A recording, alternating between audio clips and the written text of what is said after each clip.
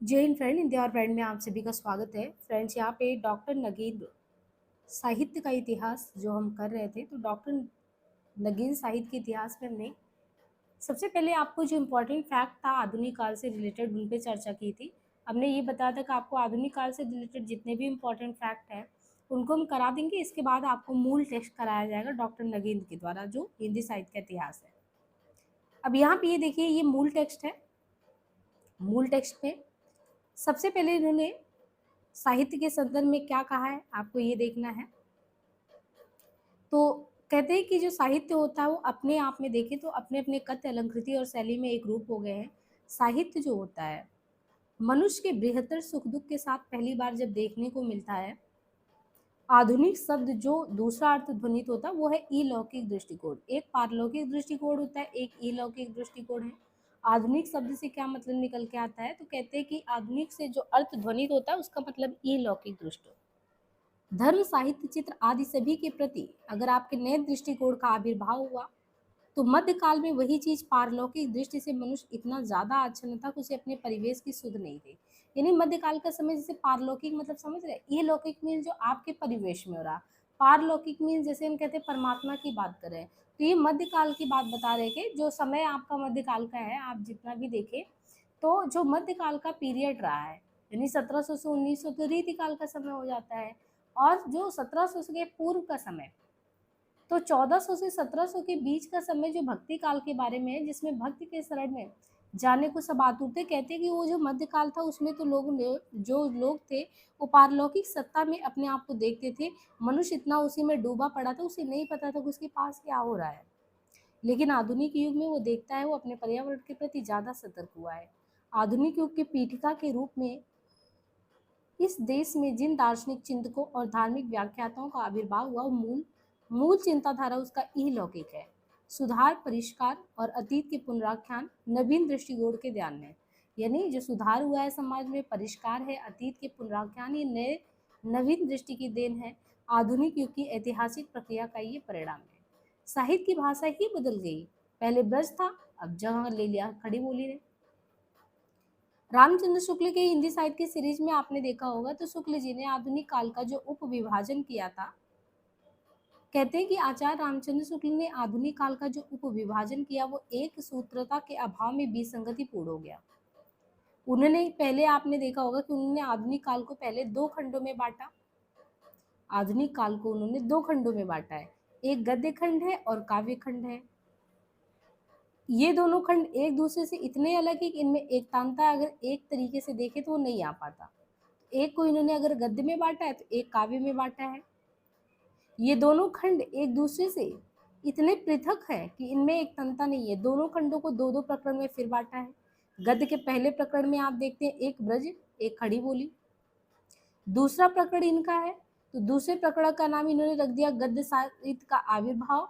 इसे फिर तीन उत्थान में बांट दिया, प्रथम, तृतीय और द्वितीय। इसको समझने के लिए आप साहित्य शुक्ल सीरीज जो हमने करवाया है रामचंद्र शुक्ल का, उसका पहले वीडियो देखिएगा, इंट्रोडक्टरी क्लास में हमने बताया है। फिर ये कहते हैं कि कालखंड में भी जाके दो दो प्रकरण में उसको डिवाइड कर दिया है। अगर प्रकरण में आप देखें तो उसका डिवीजन फिर इन्होंने किया है। अब उसमें जो डिवीजन किया है वो किस तरीके से किया है, तो यहाँ पे ये कहते हैं कि गद्य खंड और काव्य खंड। आधुनिक हिंदी साहित्य में छायावाद तो सर्वमान्य युग रहा है, और साथ ही साथ आप देखेंगे कि पुनर्जागरण और सुधार, जो कि राजा राम मोहन राय, केशव चंद्र सेन, दयानंद सरस्वती, विवेकानंद, इन लोगों के कारण पुनर्जागरण आया, वो भी ऐतिहासिक तथ्य हो गया। लेकिन जो आधुनिक काल अपना पहला पड़ाव पकड़ा, वो पुनर्जागरण काल से दूसरी मंजिल पे देखें तो भाषा के एकाकार को लेके आगे बढ़ता चला जाता है, अतः इसे सुधार काल की संज्ञा दी जानी चाहिए। स्थूल रूप से छायावाद का जो समय है, छायावाद का समय स्थूल रूप से क्या है, 1918 से लेके वही 1928 के आसपास इन्होंने बताया है। इसके अनंतर साहित्य में प्रयोग धर्मिता आंदोलन भी चला। लेकिन आप यहाँ पे बहुत ज़्यादा समय पे मत जाइए, क्योंकि फिर कंफ्यूजन आपको होगा। एक चीज़ बस ये देख लीजिए कि संक्षेप में यहाँ उपविभाजन किया गया है कि पुनर्जागरण काल भारतेंदु काल को ही कहते हैं, जागरण सुधार काल द्विवेदी को कहते हैं, छायावाद काल छायावादोत्तर काल, प्रगति प्रयोग काल और नवलेखन काल, इसके बारे में हमने शुरुआत में जब आपको फैक्ट पे बात किया था तभी बात कर लिया था कि कितने कितने से चलेगा। आपको यहाँ पे फैक्ट से ज़्यादा कॉन्सेप्ट पे ध्यान देना है। हमने कहा कोई भी साहित्य लिखा जा रहा है, मान लो आधुनिक काल के बारे में बातचीत हो रही है तो उनका परिवेश जानना जरूरी है, ये बहुत इंपॉर्टेंट है। आपको आधुनिक काल का परिवेश पता होना चाहिए, क्योंकि इसके पहले रीतिकाल का समय था, रीतिकाल से आप जस्ट मूव करते हैं आधुनिक काल पे। आधुनिक काल में भी सबसे ज्यादा देखिए, कभी भी साहित्य लिखा जा रहा है उसके परिवेश में ये होता है कि किन परिस्थितियों में साहित्य लिखा गया, कौन सा शासक शासन करता था, क्या ये लोग बहुत स्वतंत्र विचार अपने रख पा रहे थे कि नहीं। अगर उनपे किसी भी प्रकार से उनकी स्वतंत्रता का हनन होगा तो वो स्वच्छंद विचारों को नहीं रख पाएंगे, बहुत बायसनेस के साथ जो है अपने विचारों को रखेंगे। तो यहाँ पे आपको राजनीतिक परिस्थिति पता होना चाहिए उस समय। हिंदी साहित्य के जो आधुनिक काल का समय अगर आप मोटा मोटा लेंगे तो 1700 से 1900 मानिए, ये समय था शुरुआती समय। और उस समय आपने सुना होगा कि जो ईस्ट इंडिया कंपनी, इसके पहले से ही आप देखते हैं हमारे यहाँ भारत में आ चुकी होती है, और सत्ता के केंद्र में दो बड़े युद्ध, आपको प्लासी के युद्ध फिर बक्सर का युद्ध देखने को मिलता है। और जो मुगल सम्राट है, जो मुगल सम्राट केंद्र में थे, समय के साथ वो पराजित हुए। बंगाल, बिहार, उड़ीसा की दीवानी राइट अब अंग्रेजों के हाथ में चला गया। मराठे और सिख ये भी पंजाब की सीमा में थे, मराठों का बहुत प्रभाव था, लेकिन इनके बीच पारस्परिक फूट और संघर्ष के कारण सिख पराजित हुए। अवध भी अंग्रेजी राज में सम्मिलित हो गया। तो इस तरीके से पूरा आप कह सकते हैं कि कोई अस्थाई सत्ता के केंद्र में सही से नहीं रह गया। और क्योंकि साहित्य क्या है, एक तरीके से साहित्य मनुष्य के बृहत्तर सुख दुख के साथ पहली बार जुड़ा और देखने को मिला, ये समय था भारतेंदु जी का समय, वो भी गद्य के माध्यम से। आधुनिक जीवन चेतना की चिंगारियां जैसे गद्य में दिखाई पड़ी, वैसे ही पद्य में भी दिखा। नया युग अपनी अभिव्यक्ति के लिए नई भाषा का तलाश कर रहा था, और ब्रज इसके लिए उपयुक्त नहीं था। पहले तो ब्रज में ही लिखा जाता था, पर अब ब्रज जो उपयुक्त नहीं था। तो आधुनिक चेतना को आवाज कैसे, अभिव्यक्ति कैसे मिले, खड़ी बोली गद्य आधुनिक चेतना के फलस्वरूप सक्षम बन पड़ा। परिवेश इस तरीके से था, और उस समय ऐसे परिवेश में जहाँ पे कुछ भी अस्थाई नहीं था, तो नया आर्थिक ढांचा, नए संबंध कैसे बने। तो साहित्य का इतिहास जो है, बदलती हुई अभिरुचियों, आपने परिभाषा भी पढ़ा होगा कि साहित्य क्या है, समय के साथ जो चित्तवृत्ति में बदलाव आता है उसी का तो प्रतिबिंब शुक्ल जी ने कहा है। तो अगर समाज में केंद्रीय सत्ता में उठापटक का दौर चल रहा है, कुछ भी अस्थाई नहीं है, जनता को भी कहीं पे एक दिशा नहीं मिल पा रहा है, तो आप ये समझिए कि उनको आर्थिक कठिनाइयों का सामना करना ही पड़ेगा, उनके जीविकोपार्जन पे भी संकट है। इसलिए आप देखते हैं कि साहित्य का इतिहास तो बदलती हुई अभिरुचि और संवेदनाओं का इतिहास है, जिसका सीधा संबंध आपके आर्थिक और चिंतनात्मक परिवेश है। कुछ लोगों की दृष्टि से आर्थिक परिवर्तनों के साथ साहित्यिक परिवर्तनों का ताल बैठा देना ही साहित्य का इतिहास है। कुछ लोग संस्कृति के धरातल पर ही अभिरुचियों का विकास क्रम निर्धारित करते हैं। वस्तुतः आर्थिक और सांस्कृतिक परिवर्तनों में पेचीदा संबंध है। आधुनिक काल के पूर्व भारतीय गांव का जो आर्थिक ढांचा था, वो प्रायः अपरिवर्तनशील और स्थिर था, मतलब अच्छा खासा उन लोग का जीवन चल रहा था। गांव अपने आप में स्वतः पूर्ण आर्थिक इकाई हुआ करते थे। इस अपरिवर्तनशीलता को लक्ष्य करते हुए सर चार्ल्स मेटकाफ ने लिखा भी है कि गांव छोटे छोटे गणतंत्र थे, उनकी अपनी आवश्यकताएं गांव में ही पूरी हो जाती थी, उन्हें बाहरी दुनिया से कोई मतलब होता नहीं था उस समय। एक के बाद दूसरा राजवंश आया, एक के बाद दूसरा उलटफेर हुआ, हिंदू, पठान, मुगल, सिख, मराठे, इनके राज बने और बिगड़े, पर गांव वैसा का वैसा बना रहा। गांव की जमीन पर सबका अधिकार होता। किसान खेती करता, लोहार, बढ़ई, कुम्हार, नाई, धोबी, तेली आदि गांव की अन्य आवश्यकताओं को पूरा कर देते। पेशा जाति के अनुसार ही होता है, एक जाति की व्यक्ति दूसरे जाति के पेशा नहीं करता था, क्योंकि इसके लिए वो स्वतंत्र नहीं था। नगर और गांव अपनी इकाइयों में पूर्ण और एक दूसरे से असंबंधित थे। उस समय नगर भी तीन तरह के पाए जाते थे: राजनीतिक महत्व के नगर, धार्मिक नगर और व्यापारिक नगर। और यहाँ पे विशेष रूप से राजा, सामंत, श्रेष्ठी जो होते थे, तो वो एक तरीके से व्यापार में भी लगे हुए थे।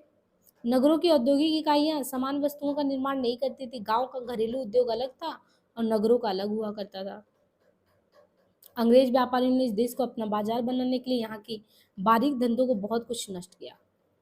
जैसे जैसे अंग्रेजी सत्ता कायम होती चली गई, वैसे ही देश की सामाजिक संगठना टूटता चला गया, विघटन होता चला गया। अंग्रेजों की विजय की जिम्मेदारी यहाँ के आर्थिक व्यवस्था पर स्थिर नहीं है। अनेक जाति उपजाति में बटे हुए हमारे देश में एकता का सर्वथा अभाव रहा, सब एक नहीं रहे। इसीलिए तो विदेशी मुसलमान सत्ता में आए, काबिज हुए और हमें बहुत हद तक तोड़कर रख दिया, सत्ता अपने हाथ में ले लिया और पुरातन आर्थिक व्यवस्था के भिन्न हो जाने पर जाति प्रथा शिथिल हो गई, पर मिटी नहीं जाति प्रथा। आक्रमणकारियों द्वारा हमारे सामाजिक रीति रिवाज, जो रीति नीति थे, वो भी कहीं विस्तृत रूप में थे, उनको भी संकीर्ण कर दिया गया। कुल मिला के आगे आप देखते हैं कि अंग्रेजों ने अपने स्वार्थ के लिए इस देश को खूब लूटा, यहाँ के व्यापार को लूटा। लॉर्ड कॉर्नवालिस सन 1793 में बंगाल, बिहार, उड़ीसा की वहाँ पे जमींदारी प्रथा लाया। यानी आप देखिए कि यहाँ पे बंगाल, बिहार, उड़ीसा में जमींदारी प्रथा लागू हुई। बाद में यही चीज़ बम्बई है, उत्तर प्रदेश, मध्य प्रदेश में। फिर आप देखेंगे 1820 तक सर टॉमस मुनरो इस्तेमारी लागू करके जमीन को व्यक्तिगत संपत्ति के रूप में बदल दिया। जमींदार और जोतदार दोनों ही जमीन का क्रय विक्रय करते। इसके पहले जमीन को ना तो खरीदा जा सकता ना बेचा जा सकता था, क्योंकि उस पर व्यक्तित्व का स्वामित्व नहीं होता था। पहले क्या था कि गांव में ही कृषि का उत्पादन गांव में हो जाता था, किंतु अब बाजारों में भी आने लगा। यातायात की सुविधा बढ़ने पर उत्पादन की किस्म के प्रभाव भी पड़े, क्योंकि उन वस्तुओं का उत्पादन ज्यादा किया जाने लगा जो व्यावसायिक दृष्टि से ज्यादा लाभप्रद थी। रुपए के चलन से भी व्यावसायिकता में अभिवृद्धि देखने को मिली, लेकिन किसानों की स्थिति इन सब में सुधर नहीं रही थी। उन्हें एक और सरकारी मालगुजारी अदा करने की चिंता होती तो दूसरे महाजन की ऋण अदायगी, वो बहुत बुरी तरह फंसे थे। पहले की जो सरल ग्राम व्यवस्था थी, जिनमें पारस्परिक झगड़ों का निपटारा आराम से पंचायत में हो जाता था, अब नई अर्थव्यवस्था आने से वो पंचायतों का फैसला नहीं हो सकता था, क्योंकि नई व्यवस्था ने न्याय के लिए जन्म ले लिया था। हमारे यहाँ के बहुत से ऐसे उद्योग थे जो अंग्रेजों की कृपा से कालकौलित हो गए, यानी उनका असामयिक काल की ग्रास में समा गए। अब क्या है कि किसी भी पुरानी अर्थव्यवस्था के स्थान पर नई अर्थव्यवस्था को लागू किया गया, उससे अनजाने ही ऐतिहासिक विकास की अनिवार्य प्रक्रिया के फलस्वरूप भारतीय समाज की तरफ बढ़ाया गया। गांव की जड़ता टूटी, गांव शहरों और दूसरों उनमें संपर्क हुआ, घेरे में बधी हुई अर्थव्यवस्था अब राष्ट्र उन्मुख चली गई। लेकिन इन सब से अगर लोगों को फायदा हुआ होता तब तो अच्छा रहता। यहाँ पे हुआ क्या, उच्च वर्ग और श्रमिक वर्ग के अलावा एक नया मध्य वर्ग, इस देश में इस वर्ग की भूमिका ही सबसे ज्यादा क्रांतिकारी कही गई। एजुकेशन, जो कि बहुत ही इम्पोर्टेंट होता है किसी भी कंट्री को आगे बढ़ाने के लिए, हमारे एजुकेशन का पश्चिमीकरण कर दिया गया, क्योंकि ब्रिटिशर्स आए, उन्हें अपने दृष्टिकोण से लोगों को चाहिए था, उन्होंने हमारे एजुकेशन को ज्ञान विज्ञान से जोड़ा। हालांकि ज्ञान विज्ञान से जोड़ने से हेल्प बहुत मिला देश को आगे बढ़ाने में। 18वीं सदी के अंत में इस देश को जिस पाश्चात्य ज्ञान विज्ञान के संपर्क में आना पड़ा, वो भारत के ज्ञान विज्ञान से प्रकृति में अलग था। इस देश की विद्या वर्ग या जाति विशेष तक सीमित थी। हमारे यहाँ पे कि ब्राह्मण शिक्षा ले सकते हैं, शूद्र नहीं ले सकते। स्त्रियां वेद पढ़ सकती कि नहीं पढ़ सकती, नहीं वेद पढ़ सकती। हमारे यहाँ एजुकेशन को लेके बहुत ही संकीर्ण विचार था। जाति विशेष तक उसको जातियों में बांट दिया, कौन पढ़ेगा कौन नहीं पढ़ेगा। पर एक चीज वेस्टर्न एजुकेशन में ये लगा पाश्चात्य में, कि वो सबके लिए है। ये एक चीज अच्छा ये हुआ कि ज्ञान विज्ञान के अनेक क्षेत्रों में इस देश ने अभूतपूर्व प्रगति की थी। भले ये लोग अपने सोच से पढ़ाने लिखाने के लिए आगे बात किए, लेकिन दर्शन है, ज्योतिष है, गणित है, औषधि विज्ञान, व्याकरण आदि में इसका जोड़ कोई अन्य देश नहीं था। यहाँ पे तो सब कुछ उपलब्ध था, लेकिन हमारे यहाँ पे वर्णाश्रम व्यवस्था की श्रेष्ठता, इन सबको ध्यान में रख के ही एजुकेशन दिया जाता था। हिंदू और मुसलमानों की शिक्षा पद्धतियों पर टिप्पणी करते हुए ओ मैले ने लिखा है, इनमें बहुत कुछ समानता थी। वे उस भाषा में शिक्षा देते थे जो जनता की भाषा नहीं थी। इनकी शिक्षा का मूल स्रोत धर्म था और उनकी आप्तता अपरिवर्तनीय। वे नए अभिनिवेश और परिवर्तन के विरुद्ध थे। इस प्रकार की शिक्षा पद्धति अपने अपने धर्म के प्रति कट्टरता की भावना ही पैदा कर सकती थी। इसके द्वारा स्वतंत्र व्यक्तित्व और विवेक सम्मत यानी रैशनल दृष्टिकोण का निर्माण नहीं था। ये हमारे यहाँ के शिक्षा पद्धति पे आरोप लगाया गया। इसलिए आधुनिक शिक्षा पद्धति का समारंभ यानी शुरुआत एक महत्वपूर्ण ऐतिहासिक घटना है, जिसमें सबको अवसर मिले, जिसमें कोई भी कट्टरता की बात नहीं की जाए। आधुनिक जो एजुकेशन की बात की जा रही है, इनके 3 शक्तियों का योगदान रहा। हमारे यहाँ पे जो ईसाई मिशनरी हैं, सरकार है और व्यक्तिगत प्रयत्न के फलस्वरूप एजुकेशन को लोगों तक पहुंचाने की कोशिश की गई। ब्रिटिश राज जब से आया उसके पहले ही ईसाई मिशन दक्षिण में भारत में धन प्रचार के कार्य में लगा था। प्लासी युद्ध के बाद डेनिश मिशन कलकत्ता आया, उसके क्रियाकलाप भी सीमित रहे। फिर मिशनरी दल कलकत्ता पहुंचा, उसमें कैरे थे, विलियम कैरे का नाम सुना होगा, उनके दो सहयोगी थे जो मिशन से जुड़े थे। नए बंगाल के निर्माण में इन लोगों ने अहम रोल अदा किया। बंगाल गद्य की नींव डालने वाले लोगों में भी कैरे हैं। फिर इसके बाद 1713 में कंपनी ने एक नए चार्टर की स्वीकृति दी। 1713 में आपने पॉलिटी में पढ़ा होगा। और जब 1713 में नए चार्टर की अनुमति कंपनी ने दिया तो उसमें उसके अनुसार शिक्षा आदि उपयोगी कार्यों के लिए उसने कहा ग्रांट की जरूरत, अनुदान चाहिए और वो मिलेगा। और इस चार्टर के बाद 1713 के बाद आने वाले जो भी मिशनरी थे उसमें अलेक्जेंडर डफ का काम भी बहुत उल्लेखनीय है। डफ को धर्म प्रचार में तो सफलता प्राय नहीं ही मिली, लेकिन इसी बहाने अंग्रेजी शिक्षा देने वाले बहुत से स्कूल कॉलेज खुल गए। ईसाई मिशनरियों के कार्य के पीछे ना तो कोई आध्यात्मिक प्रेरणा होती, ना अनुग्रह की भावना। वे सिर्फ ईसाई धर्म के प्रचार में लगे थे, जिसके लिए उन्होंने हिंदू और मुसलमानों के धर्मों पर निसंकोच आक्रमण किया, उनकी निंदा की। प्रत्येक स्कूल में ईसाई धर्म की शिक्षा अनिवार्य थी। इनका मानना था कि प्रत्येक अध्यापक विज्ञान और गणित पढ़ाते हुए प्रकारांतर से भारतीय धर्मों को तोड़ने में मदद करता रहे। पर आंकड़ों से ये स्पष्ट है कि बहुत कम लोग ईसाई धर्म की श्रेष्ठता से प्रभावित हुए, उसमें दीक्षित हुए। लेकिन लोग अपना काम करते रहे। जिन लोगों ने उस धर्म को स्वीकार किया उन्हें प्रेरणा देने वाली वस्तु धर्म की श्रेष्ठता नहीं थी। अगर उन्होंने किसी भी तरीके से ईसाई मिशनरी के जो भी एजुकेशन है पढ़ा, उसके पीछे उन्होंने अपने आर्थिक लाभ को ही ध्यान रखा।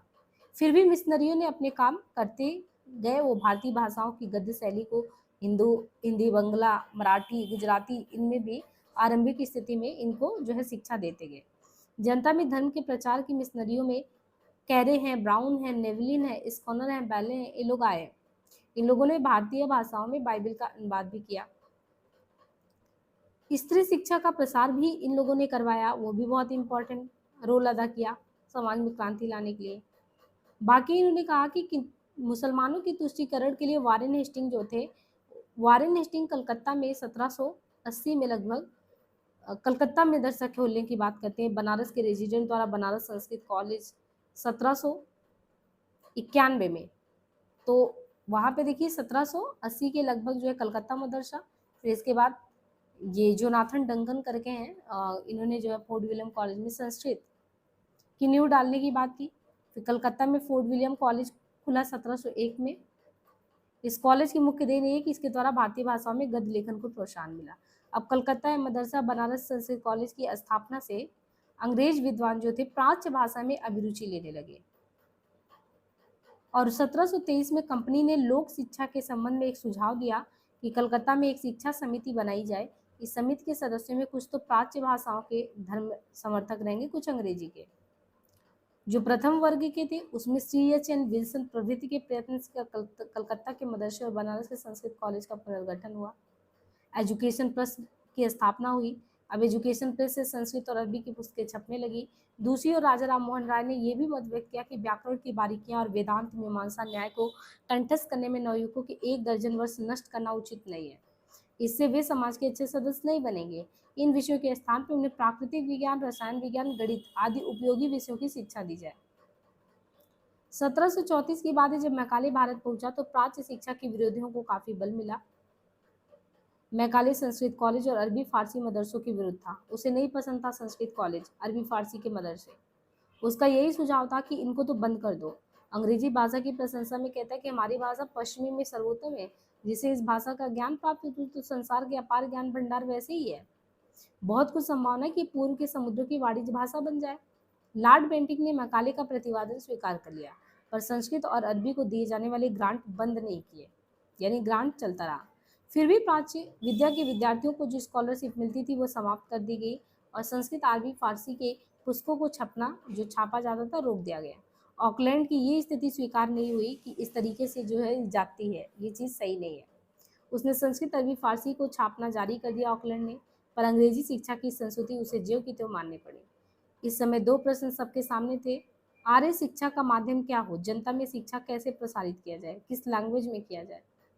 ये दोनों प्रश्न देश की संस्कृति, राजनीति और समाज के साथ व्यापक रूप से जुड़ा था। कि शिक्षा के माध्यम के संबंध में 3 विकल्प थे। पहला यह कि माध्यमिक शिक्षा और विश्वविद्यालय की शिक्षा का माध्यम अंग्रेजी हो। दूसरा ये कि संस्कृत और अरबी फारसी ही और तीसरा ये कि बोलचाल यानी बांग्ला, हिंदू, मराठी ये हो। चार्ल्स गांट जो थे वो पहले के समर्थक थे, पहले के हायर एजुकेशन में इंग्लिश हो। मैकाले ने बोलचाल की भाषा को माध्यम के रूप में असमर्थ घोषित किया। बोलचाल की भाषा को शिक्षा का माध्यम स्वीकार न करने का निर्णय अत्यंत दुर्भाग्यपूर्ण था। प्राय दलील दी जाती है कि अंग्रेजी शिक्षा के फलस्वरूप देश में एकता की भावना पैदा हुई और जीवन की समस्याओं के संबंध में लोगों ने नए ढंग से ऊंचे सोचना शुरू किया। लेकिन इस शिक्षा का जो एक माध्यम अपनाया गया, उस माध्यम से जिस बौद्धिक वर्ग का उदय हुआ उसके आदर्श ऊंचे थे। आगे चलकर इन्होंने इसका उपयोग राष्ट्रीय सांस्कृतिक विचारधारा के प्रवेश में विचारों के प्रसार में किया। सन 1753 में कंपनी की आज्ञापत्र का नवीनीकरण होने वाला था। ब्रिटिश संसद ने भारत में अस्थायी शिक्षा निर्धारित करने के उद्देश्य से एक संसदीय समिति बना दी। इसके फलस्वरूप सन 1754 में उद्घोषणा पत्र प्रकाशित हुआ। कुछ लोगों का कहना है इस घोषणा पत्र को जॉन स्टुअर्ट मिल ने तैयार किया। अंग्रेजी शिक्षा का प्रचार आरंभ में विशेषतः बंगाल में हुआ। उत्तर भारत में लोग इस ओर उन्मुख नहीं हुए। इसका एक कारण है कि पश्चिमोत्तर प्रदेश और अवध ये धीरे धीरे बढ़ता रहा। ईसाई मिशनरी से भी लोग शिक्षा प्राप्त करते रहे। भारतेंदु हरिश्चंद्र ने कौन सी पाश्चात्य शिक्षा प्राप्त की थी? कांग्रेस की स्थापना के पूर्व उनकी रचनाओं में देश काल की अनेक समस्याएं फिर भी मुखरित हुई। बहुत चीजें अनुभव से भी आता है, सिर्फ एजुकेशन ही सब चीज का मूल नहीं है। अब यहाँ पे देखिए राजनीतिक परिस्थिति में हमने आपको बताया था कि स्थिति विपरीत है। कोई सत्ता में, इकाई में ऐसा कोई केंद्र नहीं था एकता में कि सबको बांध सके, जिसकी वजह से आपने देखा कि हमारे यहाँ पे ये भी प्रभाव हुआ कि हमारी आर्थिक कठिनाइयाँ दिनों दिन बढ़ती गई और एजुकेशन भी रहा तो उसका पश्चिमीकरण किया गया। उन्होंने अपने फायदे के लिए एजुकेशन देने की शुरुआत की। अब अपने ही फायदे यानी व्यापार को हर जगह तक बढ़ाने के लिए ये लोग 19वीं शताब्दी में ही दुनिया भर में यातायात के साधनों में परिवर्तन लेके आए। भारत में रेल है, बस है, स्टीम शिप है, सब आया। और यहाँ से जितना आर्थिक विनिमय हो सकता था उसके लिए बैलगाड़ी से अधिक की आवश्यकता होती भी नहीं थी। लेकिन क्योंकि इंग्लैंड की औद्योगिक क्रांति के कारण दिनों दिन उद्योगपतियों के सामने ये समस्या है कि उत्पादन की खपत कहाँ करे और कारखानों के लिए कच्चा माल कहाँ से लाए, तो उन्हें लगा कि जो भारत है इससे बड़ा मार्केट कहीं से हो ही नहीं सकता। इसीलिए उन लोगों ने, सरकार ने भारत में रेलवे की स्थापना और सड़क निर्माण के लिए अनुरोध किया। लॉर्ड डलहौजी ने रेल निर्माण योजना के मूल में निहित आर्थिक आवश्यकताओं का उल्लेख स्वयं किया है। आर्थिक लाभ के अलावा अंग्रेजों का बाहरी जो आक्रमणकारी है और आंतरिक विद्रोह से अपनी रक्षा कैसे हो, क्योंकि कोई आने जाने की व्यवस्था होती थी नहीं थी, तो रेलवे और अच्छी सड़कों की जरूरत फौजों को एक स्थान से दूसरे तक ले जाने के लिए था। तो आप ये समझिए ना कि ये अपने लिए इन्होंने यातायात की व्यवस्था की। प्रेस और जनमत का क्या स्थिति था उस समय? तो जो नई अर्थव्यवस्था और नवीन शिक्षा पद्धति है उसके कारण भारतीय जनता में एक ऐसी चेतना उत्पन्न हो गई जिसके आधार पर लोग अपनी कठिनाइयों को समझने और उनको दूर करने की कोशिश करने लगे। जब नया अर्थव्यवस्था आया, नवीन शिक्षा पद्धति मिली, तो लोगों को समझ में आया कि हम क्या कर रहे हैं। और जब उन्हें लगा कि हम क्या कर रहे हैं, तब तो जब चेतनशील हुए तो लगा कि हमारे समाज को भी चेतनशील बनाना होगा। इसके लिए उन्हें लगा प्रेस से बेहतर कोई रास्ता हो ही नहीं सकता। इसलिए भारतवर्ष में मुद्रण यंत्र स्थापित करने का श्रेय पुर्तगालियों को जाता है। सन 1550 की बात है, उन्होंने दी जो है पुर्तगालियों ने 1550 में 2 मुद्रण यंत्र मंगवा कर धार्मिक पुस्तकें छापनी आरंभ की। जैसे ईसाई धर्म, जब एजुकेशन की बात आती है तो ईसाई धर्म अपने एजुकेशन को प्रमोट करने के लिए, अपने धर्म को प्रमोट करने के लिए लोगों को पढ़ाना समझाना चाहा। लेकिन अप्रत्यक्ष तौर पे हमारे भारतीय जो विद्वान थे उन लोगों ने अपने एजुकेशन को लिया, बहुत ज़्यादा इंटरेस्ट नहीं लिया। ऐसे ही प्रेस और जनमत के पीछे भी आप देखेंगे ये लोग पुर्तगाली लोग स्थापित किए, पर 1550 में इन्होंने जो भी छापा खाना लगवाया इसमें इन्होंने अपनी धार्मिक पुस्तक छपवाना पहले शुरू किया। और फिर 1674 में जब ईस्ट इंडिया कंपनी द्वारा बम्बई में मुद्रण कार्य शुरू हुआ था, 18वीं सदी में मद्रास से कलकत्ता, हुगली, बम्बई यहाँ पे छापे खाने स्थापित हुए। तो अंग्रेज और मिशनरी ने समाचार पत्र निकाले, किंतु अपने देश के संदर्भ में पत्र निकालने की पहल किसने की? राजा राम मोहन राय ने। सन 1721 में उनके सहयोग से संवाद कौमुदी नामक साप्ताहिक बांग्ला पत्र का प्रकाशन शुरू हुआ। किसके? राजा राम मोहन राय। इसमें आपको सामाजिक समस्याओं के संबंध में लेख देखने को मिलते। राजा राम मोहन राय ने सती प्रथा के विरुद्ध लगातार लिखना शुरू किया, जिससे परंपरावादी हिंदू समाज उनके विरुद्ध हो गया और इस पत्र को भी क्षति पहुंचाई। इसके पहले ही श्री रामपुर मिशन के तत्वावधान में भी 2 पत्र प्रकाशित हो रहे थे और वो पत्र थे समाचार दर्पण और दिग्दर्शन। ये क्या था, श्री रामपुर मिशन इनके नेतृत्व में। और राजा राम मोहन राय सती प्रथा के विरुद्ध भी लगातार लिखते रहे थे। तो जब वो लगातार लिख रहे थे तो हमारे यहाँ के जड़ हिंदू समाज जो है इस बात को एक्सेप्टेंस देने को तैयार नहीं था। तो वो सब बहुत ही विरुद्ध हो गए थे, चाहे उनको अंग्रेजी मिल जाए वो चलेगा काम, पर वो अपनी रूढ़िवादी सोच से आगे नहीं जाएंगे। इनके प्रत्युत्तर में उन्होंने क्या किया, ब्राह्मणिकल मैगजीन का प्रकाशन किया। फारसी भाषा में भी उनकी प्रेरणा से 2 पत्र निकला, जामे जहानुमा, मीरत उल अखबार। बम्बई में गुजराती प्रेस के तत्वावधान में बॉम्बे समाचार निकलना शुरू हुआ, 1722 की बात है। फिर दैनिक पत्र के रूप में भी अब ये निकल रहा है बॉम्बे समाचार। द्वारिकानाथ टैगोर, प्रसन्न कुमार टैगोर, राजा राम मोहन राय जैसे प्रगतिशील व्यक्तियों ने 1830 में बंगदूत पत्र की नींव डाली। सन 1830 के अंत तक कलकत्ता से 3 बांग्ला दैनिक, एक त्रि-साप्ताहिक, 2 अर्ध साप्ताहिक, 7 साप्ताहिक और मासिक प्रकाशित होने लगे। हिंदी का पहला पत्र उद्दंड मार्दन सन 1823 में प्रकाशित हुआ। कलकत्ता से ही आप देखो तो 1834 के आसपास प्रजामित्र। हिंदी का दैनिक पत्र समाचार जो था, जो दैनिक आता हिंदी का, वो सुधावर्षर श्याम सुंदर सेन के संपादक में कलकत्ता से ही निकलता था। 19वीं शताब्दी के बाद में पत्र पत्रिकाओं का प्रकाशन और भी ज्यादा संख्या में होने लगा। इससे नए विचारों के आदान प्रदान में भी सुविधा हुई। इनसे वैज्ञानिक दृष्टिकोण और राष्ट्रीयता के प्रचार प्रसार में भी मदद मिला। प्रेस की स्वतंत्रता को लेकर जब इस तरीके से ये लिखने लगे तो ऐसा उनको लगा कि हमारी पोल खुल जाएगी। तो प्रेस की स्वतंत्रता को लेकर अंग्रेज जो है वो भारतवासियों से टकराने लगे। संघर्ष में राजा राम मोहन राय ने ये पहल की। एडम के समय में प्रेस की स्वतंत्रता पर जो आक्रमण हुआ उसके विरोध में उन्होंने अपने अन्य राष्ट्रवादी मित्रों के साथ मिलकर कलकत्ता हाईकोर्ट में अपील की और सरकार की इस कार्रवाई को बताया कि ये अप्रजातांत्रिक, अव्यवहारिक, प्रक्रियावादी है। रमेश चंद्र दत्त के अनुसार संवैधानिक ढंग से राजनीतिक अधिकार प्राप्त करने के संघर्ष की शुरुआत अगर होती है तो इन पत्रिकाओं के ही उससे होती है। और सन 1799 में वेलेजली ने प्रेस की स्वतंत्रता समाप्त कर दी। किसने? वेलेजली जो है, कहा कि अब प्रेस का स्वतंत्र रहना जरूरी नहीं है। और फिर 1828 में हेस्टिंग ने प्रेस संबंधी प्रतिबंध को हटा दिया, यानी वेलेजली ने स्वतंत्रता समाप्त की और फिर प्रेस पे जो भी लगा हेस्टिंग ने उसको हटा दिया। सन 1823 में प्रेस संबंधी अधिकार पत्र लेने का अधिनियम बना और फिर 1834 में मेटकाप ने फिर समाप्त कर दिया। यही स्थिति बाद में भी बनी रही, इसमें संदेह नहीं है कि समाचार पत्रों के माध्यम से विचारों का विनिमय आराम से हो पाता। भारतीय पुनर्जागरण के लिए प्रेस का वरदान बहुत ही मूल्यवान सिद्ध हुआ। पुनर्जागरण के नेताओं ने इस माध्यम का पूरा फायदा उठाया और लोगों से वो किसी न किसी पत्र पत्रिका से उसके माध्यम से जुड़े रहे। दूसरा ये सबसे बड़ा फायदा देखने को मिला कि समस्याओं में साझेदारी करना और लेकर नई नई वैचारिक भूमियां तैयार करना। ये पत्र पत्रिकाएं एक और जनतांत्रिक भावनाओं को पोषण कर रही थी तो दूसरी ओर समाज की रूढ़ियों पर प्रहार भी करते, राष्ट्रीय चेतना के निर्माण में सहायक होती। मुद्रण यंत्र के कारण साहित्य में व्यक्तिगतता की भावना भी आ गई थी। इससे पूर्व साहित्य समानता श्रुत हुआ करता था, सभी सुनते थे। आधुनिक युग का साहित्य मुद्रण कला के कारण अपने रूप, रंग, अभिव्यंजना, प्रभाव, नीति आदि में मध्यकालीन साहित्य से अलग था। भारतीय जागरण, रेनेसां, पश्चिम को चुनौती। ब्रिटिश राज की स्थापना के कारण भारत की अर्थनीति, शिक्षा पद्धति, यातायात के साधन आदि में अब बुनियादी परिवर्तन देखने को मिला, पहले जैसा नहीं था।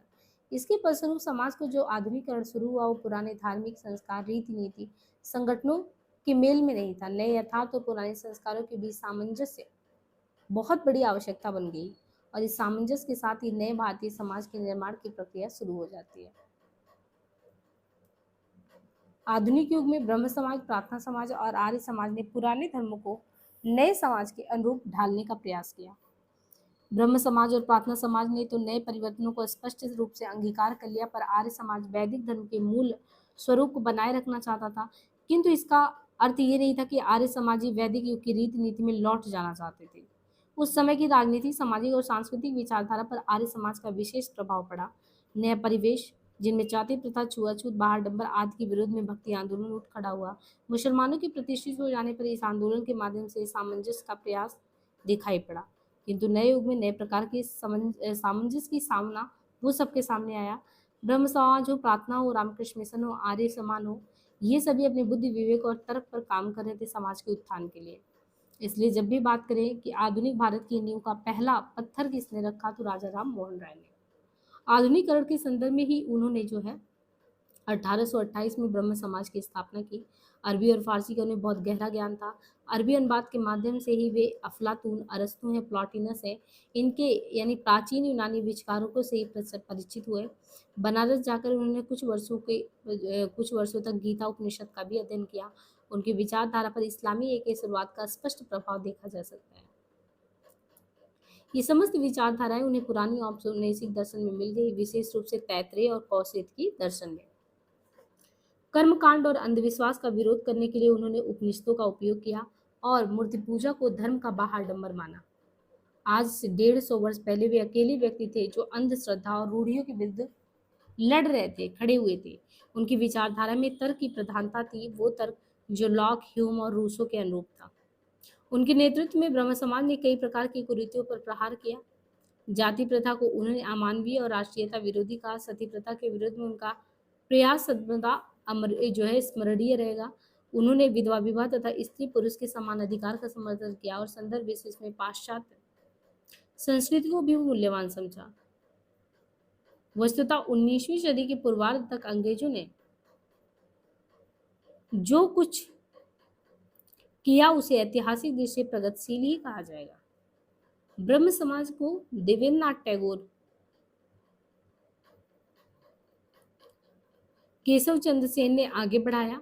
देवेंद्र जो है वो वेदों की अपौरुषता पर विश्वास नहीं करते थे, उनकी आस्था अंतः प्रज्ञा पर थी।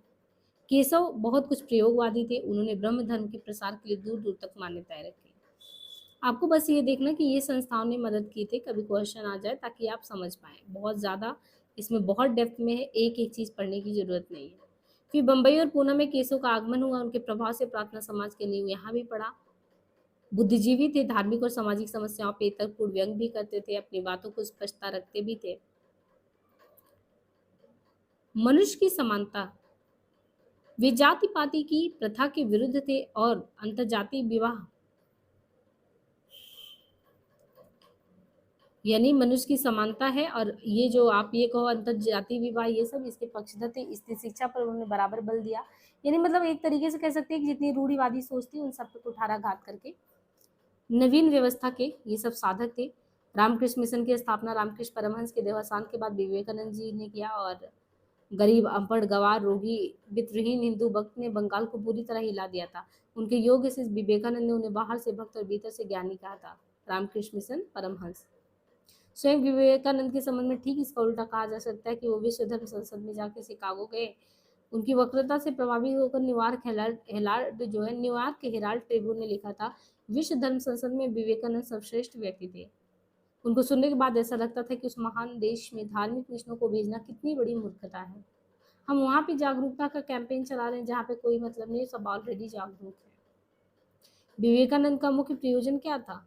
रामकृष्ण परमहंस के उपदेशों का प्रचार करना।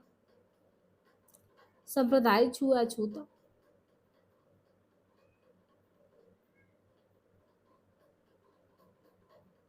उच्च वर्ग शारीरिक और नैतिक दृष्टि से मर चुका है। उनके अनुसार धर्म वो है जो शारीरिक, बौद्धिक और आध्यात्मिक शक्ति दे, जो आत्मसम्मान और राष्ट्रीय गौरव प्रदान करने में सहायता करे। विवेकानंद ने हीनता की भावना से ग्रस्त देश को यह अनुभव कराया कि इस देश की संस्कृति अब भी अपनी श्रेष्ठता में अद्वितीय है। एक देश का आध्यात्मिक चिंतन असमानांतर है। आध्यात्मिक स्तर पर मनुष्य मनुष्य की समता है, एकता है, बंधुत्व है, स्वतंत्रता है। जो लोग इस समय गुमराह हुए ना, वो पश्चिम की भौतिकता से चमत्कृत देशवासियों को पहली बार यह एहसास कराया गया कि हमारी अपनी परंपरा, अपना धरोहर कितना ज्यादा महत्व रखता है। गुजरात, उत्तर प्रदेश और पंजाब में आर्य समाज का प्रभाव था। इन प्रदेशों का स्वभाव बंगाल की भावुकता के स्थान पर इन्हें पौरुष और अखड़ता अधिक प्रिय था। बंगाल और महाराष्ट्र के पुनर्जागरण में मध्यकालीन संतों की वाणी का भी योगदान था। आर्य समाज में कोई स्थान नहीं था। दयानंद सरस्वती ने बंबई में आर्य समाज की स्थापना की। वो असाधारण व्यक्ति थे। वे संस्कृत के अनन्य विद्वान, वाग्मी और अत्यंत मेधावी। उनका व्यक्तित्व अतिशय दृढ़ और असमझौतावादी। उनके विचारों में कहीं भी अस्पष्टता और रहस्यवादिता नहीं मिलती। उन्होंने आर्य समाज के लिए वेदों को आधार माना। उनके अनुसार वेद अपौरुषेय और वैदिक धर्म ही सत्य और सार्वभौम है। सामाजिक और नैतिक मूल्यों को देखते हुए आर्य समाज ने एक आचार्य एक आचार संहिता बनाई थी। इसमें जाति भेद और मनुष्य मनुष्य या स्त्री जीवन में असमानता के लिए कोई स्थान नहीं होना चाहिए। इसके बाद थियोसोफिकल सोसाइटी के बारे में सुना होगा कि मैडम ब्लावस्कू होती हैं और ओलकार्ट हैं, ये दोनों लोग मिलके कैसे ये न्यूयॉर्क में थी। एक आंदोलन चला, ये आंदोलन भारतीय धार्मिक परंपरा में भी चला। सोसाइटी के संस्थापक जो है लगभग वही 1791, 1891, हाँ यहाँ पे दिया है 1891 नहीं, 1879 दिया है, 79 दिया है ना। भारतवर्ष पहुंचा सोसाइटी का संस्थापक, और ये अड्यार मद्रास में इसकी ब्रांच खोल दी गई, और इस संस्था की इंग्लैंड की शाखा से श्रीमती एनी बेसेंट भारत आई, सोसाइटी के विकास में तन मन से जुट गई। फिर बंगाल, महाराष्ट्र और उत्तर भारत में भी आपको नए धार्मिक आंदोलन के पुनरुत्थानवादी प्रक्रिया रूप देखने को यहाँ पे मिली कि कैसे कैसे जो है लोगों को स्थान मिलता चला गया।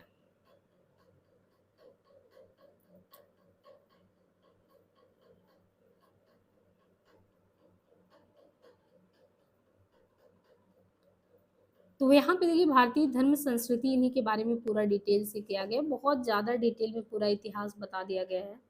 संगीत, चित्र और साहित्य की नई स्थिति वो भी समझना जरूरी है। तो नवीन परिस्थिति और परिवेश के कारण साहित्य, संगीत और कला का भी संकट सामना करना पड़ा। उनको आश्रय देने वाले केंद्र तेजी से टूट ही रहते। कला और संगीत का विशेष घरानों से संबंध हुआ करता था। ये घराने भी अब रक्षा में पीढ़ी दर पीढ़ी संलग्न रहे थे। इन घरानों के संरक्षण का दायित्व सामंत पे होता था। जब इन्हीं का सत्ता नहीं बचा तो ये आगे के लिए क्या करते। मध्यकाल में भक्त कवियों के अलावा अकबर, जहांगीर, मानसिंह तोमर आदि ने संगीत को प्रश्रय मिला। उनके दरबारों में अनेक कलावंत रहते थे। तानसेन अकबरी दरबार, तानसेन जो थे वो अकबरी दरबार का संगीतक था। मानसिंह तो गुजरी तोड़ी महल ध्रुपद का था। ऐसे भी और लोग थे। आधुनिक काल में कुछ विद्वानों कुछ दिनों तक तो भारतीय चित्रकला पश्चिम का अनुसरण करती रही, पर पश्चिम के ढंग के जिन तैल चित्रों का निर्माण किया गया वे अपनी अभिव्यक्ति में मध्यकालीन ही थे। ट्रावनकोर के राजा रवि वर्मा के चित्रों की विषय वस्तु पौराणिक और धार्मिक थी। उनके चित्रों की रूपरेखा सुनियोजित, वर्ण योजना परक और आकर्षक थी।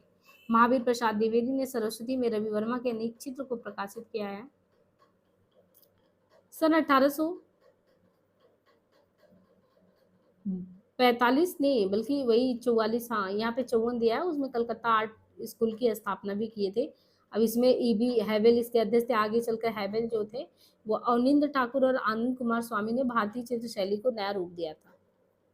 फिर इसके बाद आगे चल के 1907 में गगन ठाकुर करके Indian society of oriental art इसकी स्थापना की। भारतीय नवजागरण की अभिव्यक्ति चित्रों के माध्यम से भी हुई। नवजागरण का सबसे अधिक प्रभाव बांग्ला साहित्य पे देखने को मिला। आचार्य रामचंद्र शुक्ल ने हिंदी साहित्य के इतिहास में लिखा कि कैसे संवत 1922 में भारतीय दो अपने परिवार के साथ जगन्नाथ जी गए। उसी यात्रा में उनका परिचय बंग देश की नवीन साहित्यिक प्रगति से हुआ। उन्होंने बंगाल में नए ढंग की सामाजिक देशांतर संबंधी ऐतिहासिक पौराणिक नाटक उपन्यास देखे। अनुभव किया, कुछ देखा। संभव है कि भारतीय हिंदू बांग्ला साहित्य से अनुप्रेरित हुए, किंतु दूसरे साहित्य के आदर्श पर अपने वास्तविक साहित्य का निर्माण नहीं होता है। बाकी नई आर्थिक व्यवस्था, पाश्चात्य शिक्षा और नवजागृत जीवन पद्धति, उन सब के बारे में हमने बात कर लिया है।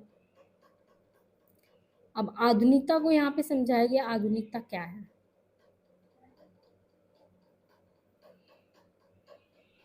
तो यहाँ पे देखिए आधुनिकता हिंदी साहित्य का जो पिछला इतिहास आधुनिकता से विशेष रूप से प्रभावित है। आधुनिक से कुछ अलग है। यहाँ पे आपको बताया गया है कि आधुनिक शब्द की व्याख्या प्रारंभ में की जा चुकी है। दोबारा दोहराने की कोई मतलब नहीं है। आधुनिक ज्ञान विज्ञान टेक्नोलॉजी के फलस्वरूप उत्पन्न जो मानव स्थितियों का नया गैर रोमांटिक अमितीय साक्षात्कार है, वही आधुनिकता है। एक समय तक ये लौकिक होकर ये आधुनिक दृष्टि प्रगतिशील था। प्रत्येक देश में पुनर्जागरण आया। बहुत से परतंत्र देश भी स्वतंत्र हुए। अपने अपने सपने लेकर उन्होंने अपने अपने ढंग से जीवन बिताने का निर्णय लिया। आधुनिक ज्ञान विज्ञान ने मनुष्य को बहुत कुछ बुद्धि सम्मत बना दिया। निश्चय की इस घोषणा से कि ईश्वर मर गया, बौद्धिक जगत में एक क्रांतिकारी परिवर्तन देखने को मिला। पाप पुण्य, धर्म अधर्म, अच्छा बुरा क्या है? मनुष्य ने पाया कि वर्तमान परिस्थिति में वह असहाय, क्षुद्र। इसी तरीके से उन्होंने क्वांटम सिद्धांत और भी चीजें, अस्तित्ववादी दर्शन, सब पे अपने अपने थोड़े से प्रसार उसके किए, यानी सबके ध्यान दिलाए। और ये बुनियादी सवाल की व्यक्ति की व्यग्रता, दुख, निराशा, अकेलापन, मृत्यु बोध, स्वतंत्रता, त्रास, इनके साथ ही सामूहिकतावाद और निश्चयवाद के विरुद्ध भी वो खड़े हुए। किरकेगार्ड, शास्त्र आदि के अस्तित्ववादी विचारों का प्रभाव भी आधुनिक साहित्य में देखने को मिलता है।